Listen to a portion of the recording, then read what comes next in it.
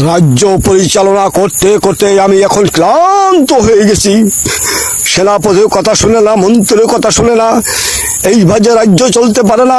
আমি কাউকে ছাড়বো না, সবাইকে আমি চাকরি থেকে বরখাস্ত করে দেবো। কোথায় রে সেনাপতি? আদেশ করুন, যাবো না। বাবা বন্দি করো এই বেদবটাকে। জানো তুমি কার সম্মুখে দাঁড়িয়ে কথা বলছো? এই মুহূর্তে আমি তোমাকে কি করতে পারি? আপনি আমার সেক্টর মাথা খারাপ করেন। খামোশ! ফিরা তুই জাহিদ দিলে তোর নাকটি ঢালাই দিমু। এই বাজা আমার সম্মুখে অপমান করবো, আমি বসে বসে নীরবে সহ্য করবো? না না না, তা হইতে পারে না।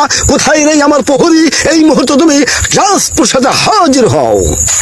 রাজা মশাই, আপনি কি আমাকে ডেকেছেন? তোমাকে আমি